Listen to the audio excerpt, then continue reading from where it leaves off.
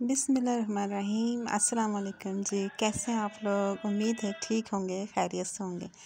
तो फ्रेंड्स, आज मैं बहुत ही ज़बरदस्त से बाहर से क्रिस्पी और अंडों से बिल्कुल डिफरेंट, यूनिक, मज़ेदार, हेल्दी और चटपटे से कबाब बना रही हूँ। और इतने मज़े के बनते हैं ना, और बहुत कम चीज़ों से, बहुत कम मेहनत से ये बन जाएंगे। रमज़ान के लिए तो स्पेशल है, और बच्चों को बना के खिलाएं, बच्चों के लिए तो बहुत ज़बरदस्त है। यानी लंच बॉक्स में भी दे सकते हैं, इफ्तार के टाइम पे आप बना के खाएं, केचप के साथ, चटनी के साथ, जिसके साथ भी खाएं, बहुत मज़े के लगते हैं। गरम गरम इसको सर्व करें। और देखें, मैं आपको दिखाती हूँ बाहर से कितने क्रिस्पी बने हैं और अंदर से कितने चटपटे हैं। इसमें सब्जियां भी हैं, एग भी है, और थोड़ी सी चीज़ों से यकीन करें इतने हेल्दी और इतने सारे कबाब बन जाते हैं, और सिर्फ 10 मिनट लगते हैं। इसको बना के आप फ्रीज़ भी कर सकते हैं, और इफ्तार के टाइम पे आप इसको बनाएं तो आपको बहुत इंजॉय करेंगे इसको। तो चलें इसे बनाना शुरू करते हैं। यहाँ पे देखें, मैंने 2 अदद अंडे ले लिए हैं उबले हुए। आपने हार्ड बॉयल करने हैं और इस तरह से आपने इसको ग्रेट कर लेना है। ठीक है, दोनों अंडों को मैं इस तरह से ग्रेट कर लूँगी। हमें बिल्कुल बारीक इसको करना है, और ये सारा मैंने कर लिया है। और अंडे की से इससे इतना ज़बरदस्त और अच्छा सा फ्लेवर आएगा ना इस कबाब में, कि बहुत ही मज़े के और हेल्दी बनेंगे। अंडे मैंने कर लिए ग्रेट। अब यहाँ पे मैंने लिए हैं 2 अदद आलू।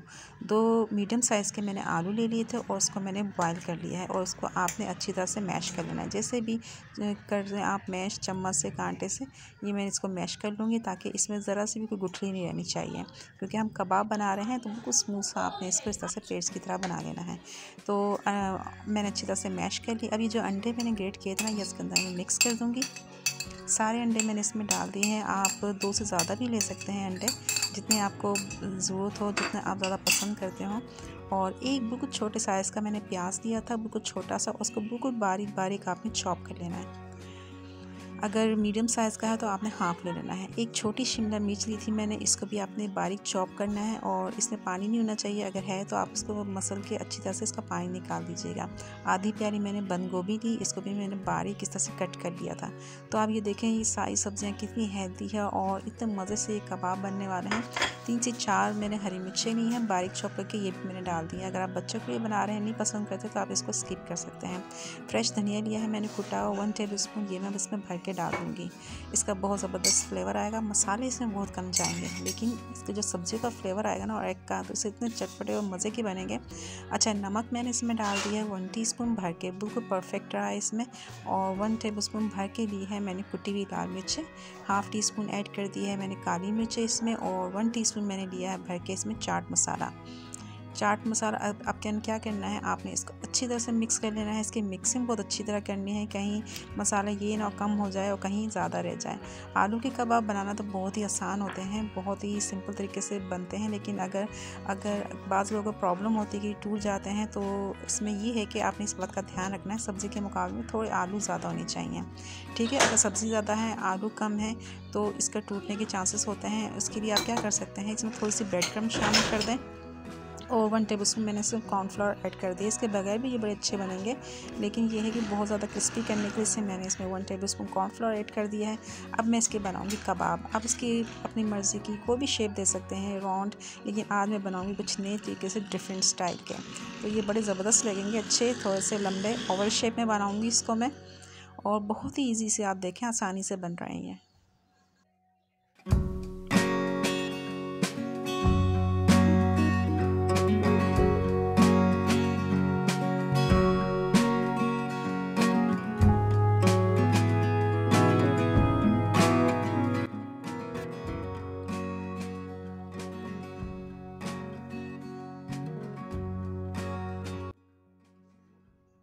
आप अपनी मर्ज़ी की पसंद की कोई भी शेप दे सकते हैं, ये आसानी से बन जाते हैं। और इस टाइम पे आप इसको फ्रीज़ भी कर सकते हैं, या फिर आप इसकी कोटिंग करके रखें, तब आप इसको तब भी फ्रीज़ कर सकते हैं।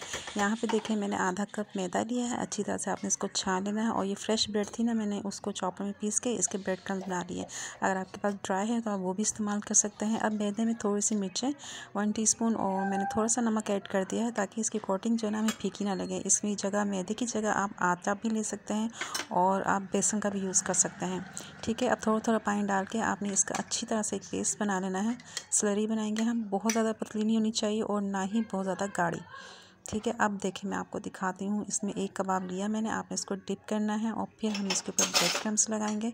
और जिस हाथ से आपने ये इसको डिप करना है ना मैदे में, उससे आपने ब्रेड क्रम्स में हाथ नहीं लगाना, क्योंकि फिर वो ब्रेड क्रम्स आपके स्टिकी नहीं होंगे और आपके हाथ ख़राब हो जाएंगे, सही चिपकेंगे नहीं इस पर।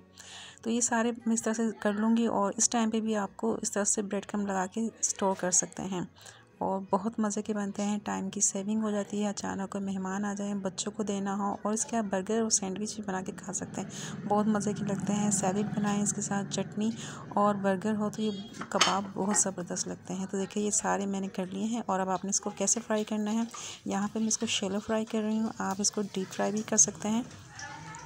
तो ऑयल अच्छा गर्म होना चाहिए, क्योंकि इसमें आलू भी है ना, तो अगर आप ठंडे ऑयल में डालेंगे ना तो ये अच्छे क्रिस्पी नहीं बनेंगे। तो गर्म ऑयल होना चाहिए इसमें, जब आप ऐड करेंगे तो इसमें बिल्कुल भी टाइम नहीं लगता, हमें इसको पकाना नहीं है, मुश्किल से 3 से 4 मिनट लगेंगे और ये दोनों तरफ से अच्छी तरह से कुक हो जाएंगे।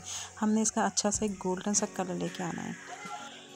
तो इसको पलट लेंगे, जब एक तरफ से अच्छा सा कलर आ गया, ये देखें कितना ज़बरदस्त कलर आया है और कितनी अच्छी शेप बनी है इसकी, ज़बरदस्त सी इसकी खुशबू भी आ रही है। सब्जियां, वेजिटेबल, एग वो इतने चटपटे बने हैं ना, जब आप इसको सर्व करेंगे चटनी के साथ, रायते के साथ या केचप के साथ, तो इतने मज़े के लगते हैं। इसी तरह से ये मैं सारी फ्राई कर लूँगी, आपको दिखाती हूँ मैं।